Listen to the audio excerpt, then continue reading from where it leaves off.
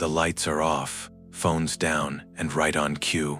There it is, every conversation you half-handled this week, every decision you're not sure about, every version of yourself you're still trying to figure out, all of it waiting for you in the dark. Now here's what's interesting. I've spoken to hundreds of people about this, and almost everyone describes bedtime as one of two things, either a kind of relief, finally, space to think, or something closer to dread. And the gap between those two experiences? It's not random. It's not a character flaw. It comes down to one specific pattern in how your mind was wired to process the world. In the next 15 minutes, I'm going to show you the neuroscience behind why this happens, walk you through the 4 distinct nighttime personality types that most people fall into, and by the end, you're going to know exactly which one you are. But I need to warn you, one of these types is going to hit a little too close to home. Let's start with something that sounds obvious but actually isn't. Why does silence feel louder at night? Think about your day. From the moment you wake up, your brain is essentially playing defense. Emails, decisions, conversations, noise. You're constantly responding to things outside of yourself. Your nervous system is in what researchers call an externally directed state. And here's the thing about that state. It uses attention as a resource. When your attention is pointed outward, there's simply not enough left over to point inward. But the moment that external stream shuts off, your attention doesn't disappear, it just turns around, and suddenly you're not reacting to the world anymore. You're reacting to yourself, your memories, your worries, your unfinished conversations, your half-formed fears about what comes next. Psychologists call this the mental spotlight effect. During the day, the spotlight is pointed at everything around you. At night, it swings inward, and for a lot of people, what it illuminates isn't exactly comfortable.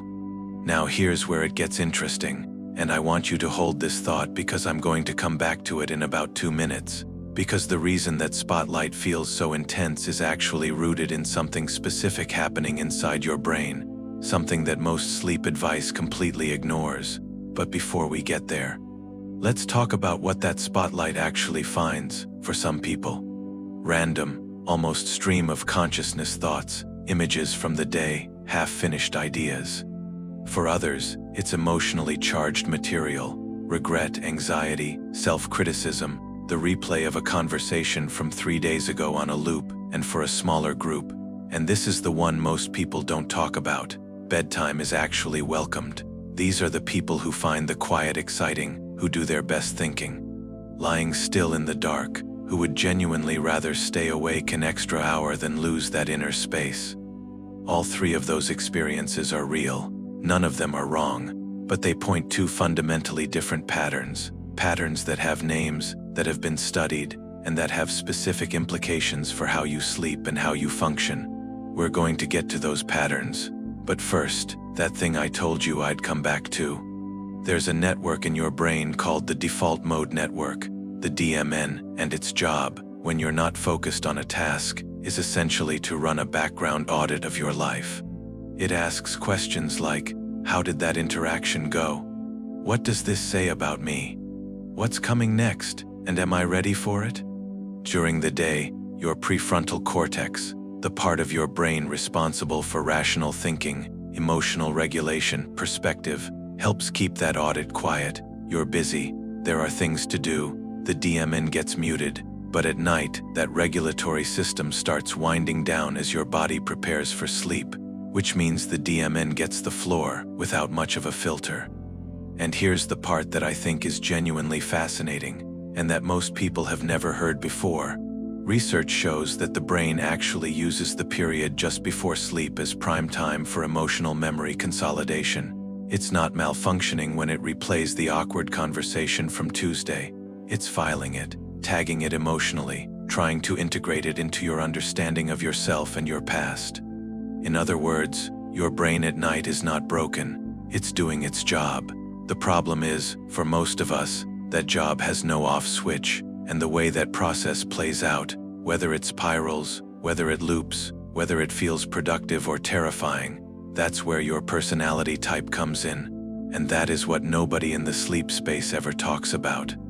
Because almost all sleep advice treats everyone the same. Melatonin, blue light glasses, no caffeine after 2 p.m. And look, some of that stuff is genuinely useful, but none of it addresses the core question, which is, what is your specific mind actually doing when you lie down? And what does it need? The answer to that question, your answer, is what I want to spend the next part of this video on. After years of working in this space, I've identified for distinct patterns, for types of nighttime minds, and when I share these with people, the reaction is almost always the same: immediate recognition, like they've been seen for the first time. The nighttime escapist, the inner diver, the grounded observer, the self-editor. One of these is you, and by the time I finish describing all four, you'll know exactly which one. Let's find out. The first type is probably the most common, and also the most misunderstood. The nighttime escapist reaches for something the moment silence arrives: a show, a scroll, a podcast they've already heard 3 times, not because they're bored, but because being alone with their thoughts feels genuinely threatening. And here's the thing, the avoidance feels completely natural. It feels like self-care, and sometimes it is. Downtime matters, rest matters. But there's a version of this pattern where the distraction isn't rest, it's armor. The escapist often has a lot going on emotionally that they haven't had space or permission to sit with.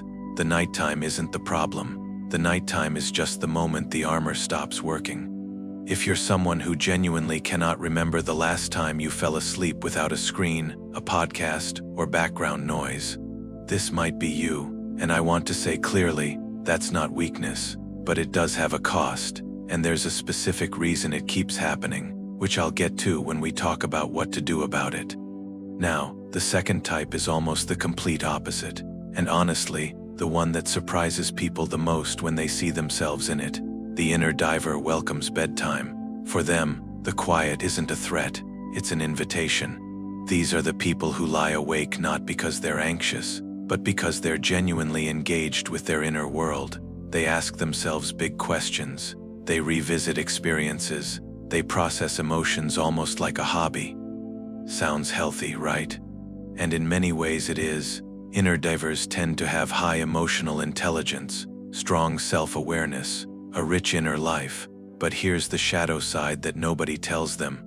Without realizing it, they can get lost. The exploration becomes unstructured. The thoughts start to loop. A reflective session that started at 10 p.m. is suddenly still going at 2 a.m., and they're no closer to sleep, just more questions, more threads, more half-formed insights that went nowhere.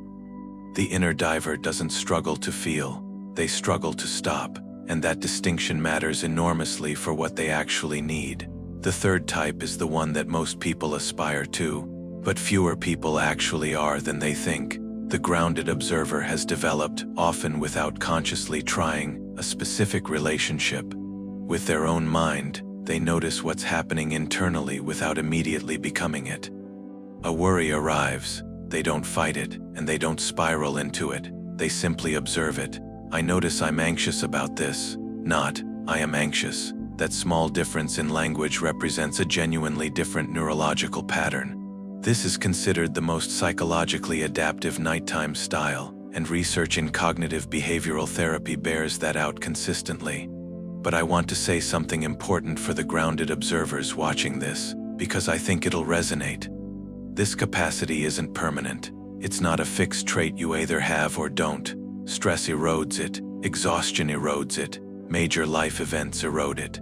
The grounded observer in a season of real difficulty can look a lot like the other types, and that's not failure, that's human. The skill isn't just having this capacity, it's knowing how to protect it. And then there's the fourth type, the one that, in my experience, hits the hardest, the one I hear about most, the one that I think a significant number of you watching this right now are going to recognize immediately.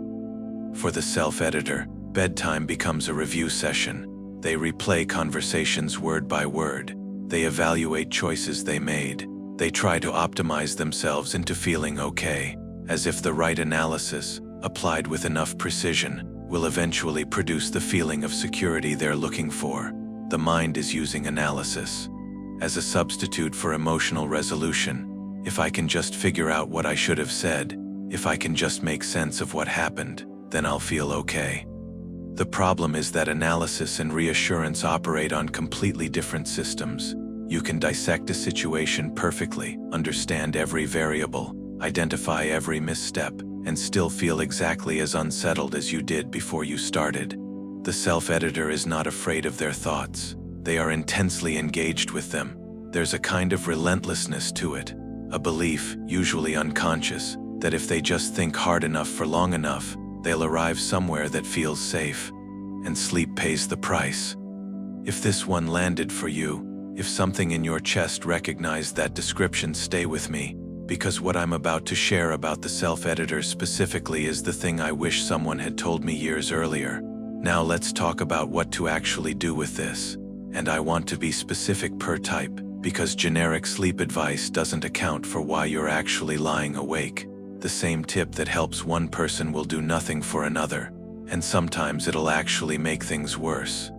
For the nighttime escapist, the goal isn't to eliminate comfort, it's to create a transition. What the escapist brain needs is a signal, a reliable, consistent signal, that it's safe to stop defending. Without that signal, the armor never fully comes down and real rest never fully arrives. The direction you need to move in is toward building that signal deliberately, not just hoping the exhaustion eventually wins. For the inner diver, the missing piece is almost always a closing ritual, not a way to feel less, but a way to tell the exploration that it's finished for tonight. Without that structure, the inner world just keeps going, because there's no cue that it's allowed to pause. The technique that works best for this type is specific, takes about 10 minutes, and is actually the first thing I walk people through, because without it, everything else tends to fall apart. For the grounded observer, the work is maintenance. You've developed something genuinely valuable. The question is how to protect it under pressure, because the things that erode this capacity are predictable, and so are the practices that restore it. Movement, time offline, physical presence in your own body. These aren't wellness cliches for you. They're structural supports for the one thing that's actually working. For the self-editor, the single most powerful shift is this: separate the review from the bedtime. Your brain needs to debrief the day. That's real, and fighting it doesn't work. But doing it at midnight in the dark, without any structure, is the worst possible environment for that process. There's a specific window earlier in the evening, and a specific container that lets the editorial process happen and actually finish, so it doesn't follow you into bed. When it tries to reopen after lights out, the work becomes noticing it, naming it. The editor is trying to work late again. That naming alone can interrupt the loop. Not always, but enough. Now I want to be honest with you for a moment. Everything I just shared is real. These are legitimate directions. If you try them, you will feel something shift. But if you've been carrying this pattern for months or years, if the lying awake thing isn't occasional but chronic, then what I just gave you is a starting point, not a solution. A few ideas from a video don't rewire a pattern that's been running for years, that requires a structured approach, built around your specific type, applied consistently over enough time for your nervous system to actually learn something new.